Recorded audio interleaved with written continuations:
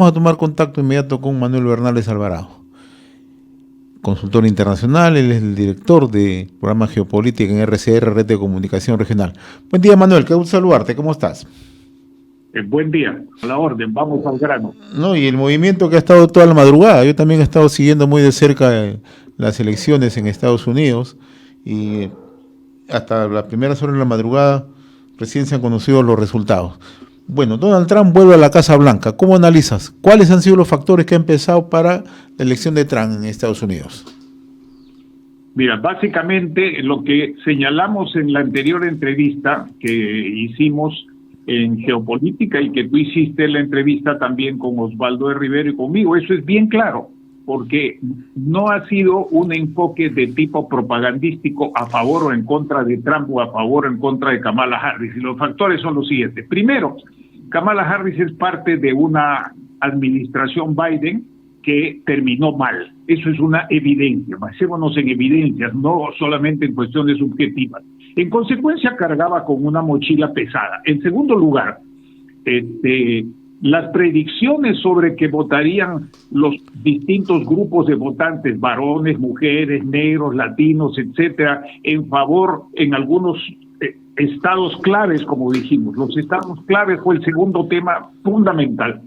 No la votación en general, sino los estados claves. Bueno, en esos estados claves, Trump, los republicanos, y yo diría más bien Trump, ha ganado largamente en algunos casos y en otros casos por poca diferencia a los demócratas, lo que quiere decir que hay un cambio en costumbres de votación que le llaman afiliaciones, lealtades, lo que sea, pero son costumbres de votación. Eso ha cambiado.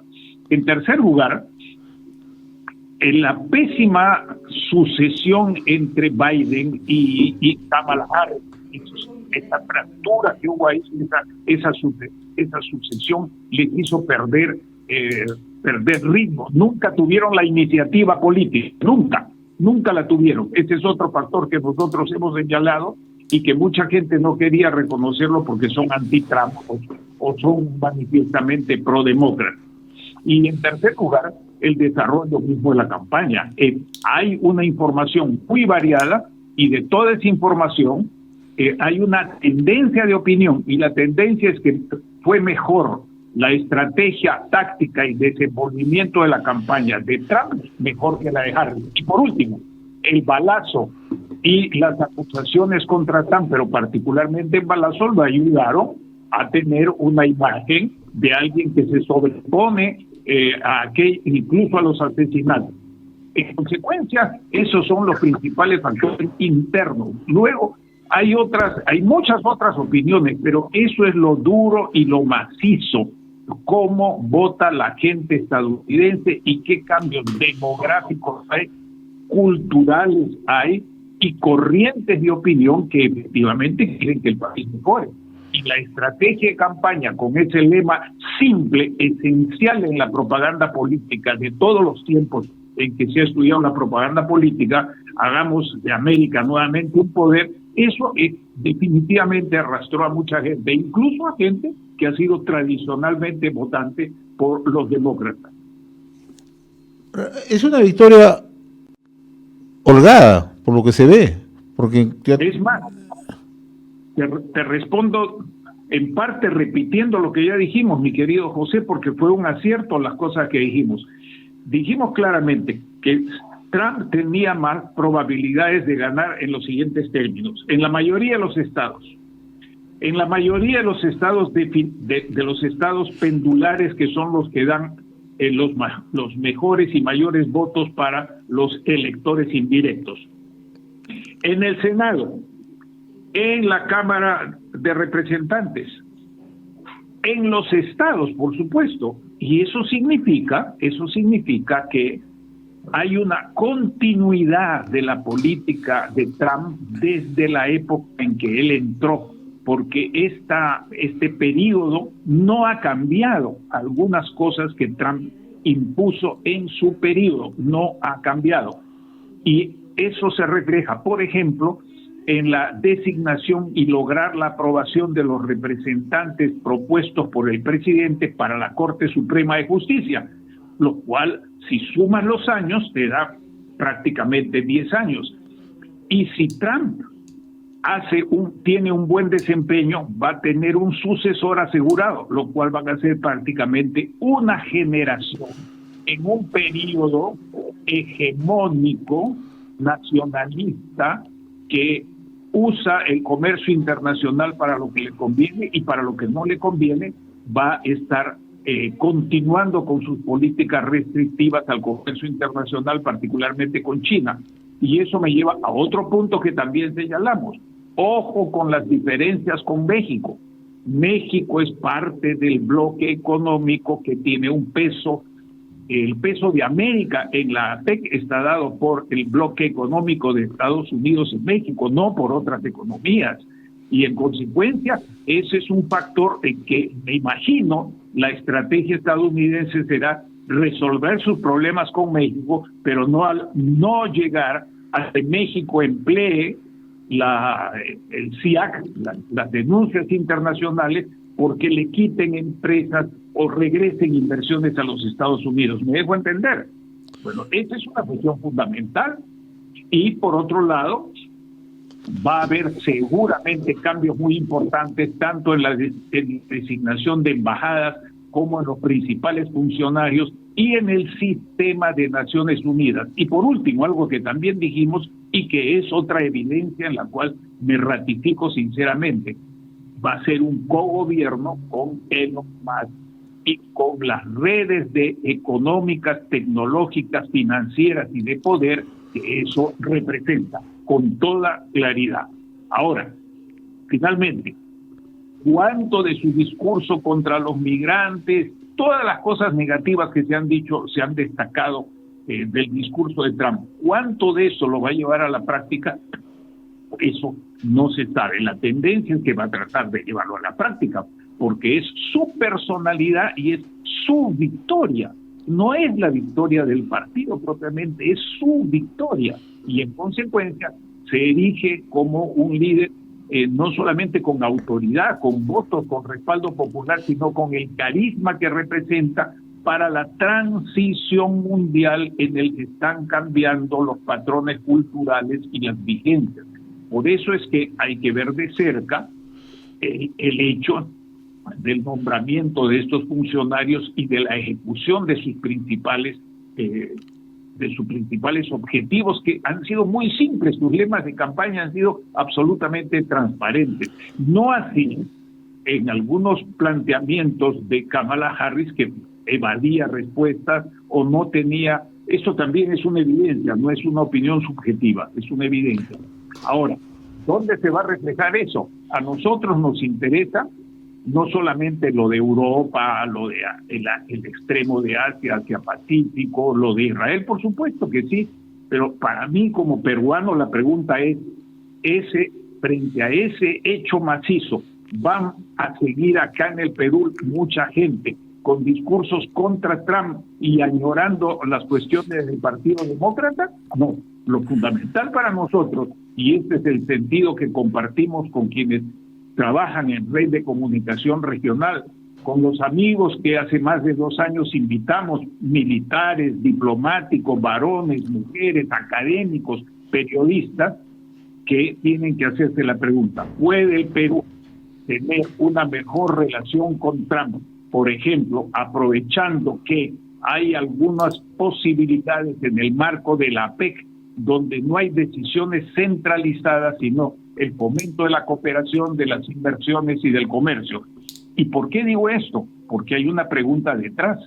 La política estadounidense actual no ha tenido, ni con Biden, ni con los discursos de Kamala Harris, ni de Trump, ningún relieve, ningún destaque para América Latina y el Caribe. Pero el pragmatismo de la política exterior de todos los países, el pragmatismo, no el ideologismo, puede hacer que la pregunta ¿qué pasaría? La respuesta sería la siguiente: buscarían recuperar una presencia estadounidense política, tecnológica y de inversiones en el Perú y en otros países que están en el marco de la PEC, pero también en el Brasil, porque la relación del Brasil con Estados Unidos es una relación muy fuerte. Entonces, con México tiene una cosa, con los países de la APEC tiene otra cosa, pero también con Brasil y obviamente con Argentina. En ese marco, los peruanos debemos tratar de propiciar una política independiente, pragmática, de regionalismo abierto, como lo plantea la APEC y también la CEPAL hace muchos años. Eso es lo que mucha gente no recuerda, que hay principios de la APEC que no son estrictamente liberales, sino que son principios mixtos, Manuel, por así decirlo, que la CEPAL empujó muchos años. Manuel, en el caso ya de la política interna en Estados Unidos, la llegada de Trump nuevamente a la Casa Blanca, ¿acentúa la polarización en Estados Unidos? Bueno, el país está polarizado. Esa es otra evidencia, querido José. El país está polarizado, pero esa polarización ha ido, ese péndulo se ha desplazado fuertemente hacia el polo que hoy día es hegemonizado, conducido por la vigencia cultural que representa el Trump y el trumpismo. Y a partir de ahora... Está dividido. Claro. El país está dividido, obviamente. Eso es una evidencia, no es una opinión. Sí, te escucho. Y geopolíticamente, quizá a veces uno le echa una mirada al mundo por la misma situación de conflagración que existe, ¿no? Entonces, ¿cómo va a actuar? Por ejemplo, hace unos instantes hemos tomado conocimiento del saludo del primer ministro de Israel, Netanyahu, ¿no? Abiertamente expresando la cercanía entre Israel y Estados Unidos, ¿no? Pero también hemos visto un saludo de Zelensky, el presidente de Ucrania, con cierta mesura. ¿Cómo ves tú eso? Efectivamente, yo lo que veo es que lo que ha dicho respecto de la guerra de Rusia que invade Ucrania, de la OTAN y de las responsabilidades de la Unión Europea y de los miembros europeos de la OTAN, eso va a continuar. Pero una cosa es que continúe y otra cosa es que a Estados Unidos de Trump no le interese su alianza atlántica. Eso es simplemente impensable. Le interesa su alianza en sus términos, no en los términos de otros. En segundo lugar, ¿alguien puede pensar que se va a retirar de la OTAN por no apoyar a Ucrania?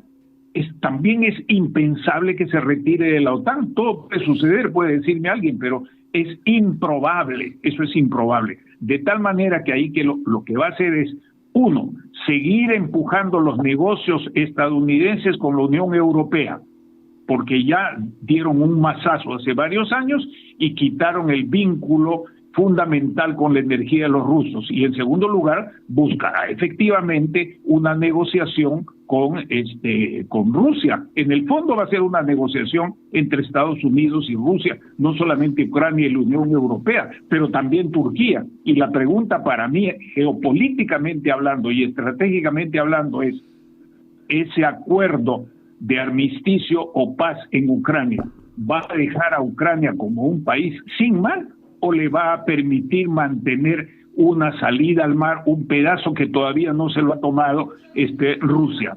Y esa es una cuestión que tanto a Estados Unidos como a Turquía no le conviene, porque si no Turquía quedaría no tendría aliados importantes, que sería Ucrania y la OTAN, sino que quedaría solo frente a una economía como la rusa, que es muy poderosa militarmente.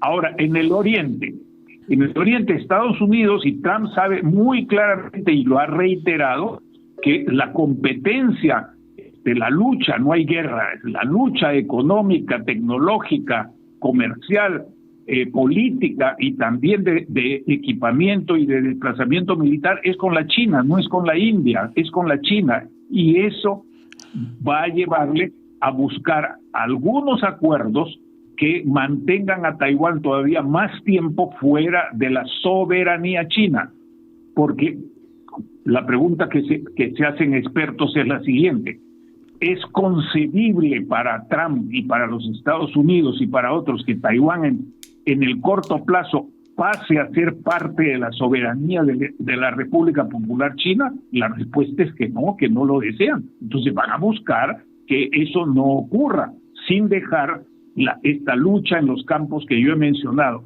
Ahora, en el caso de Israel, ahí Estados Unidos tiene que preocuparse fundamentalmente por el comercio de la energía, sus bases militares, y a nadie le conviene un escalamiento de una guerra mayor. Y por último hay un dato que nadie lo ha dado, y es que hay nuevos recursos de petróleo y gas que se han descubierto en el mar de Pakistán. Y eso va a ser también una pugna para ver quiénes invierten más ahí, si la China o los Estados Unidos. Muy bien, Manuel, yo te agradezco la amabilidad que tienes siempre con RCR. Tú diriges geopolítica en RCR, has estado siguiendo muy de cerca este proceso de elecciones en Estados Unidos. Te agradezco la gentileza, saludos, muy amable, buen día. Gracias, y gracias a nuestros amigos que colaboran con RCR y todos sus programas, no solamente geopolítica. Un abrazo, muchas gracias. Saludos, Manuel.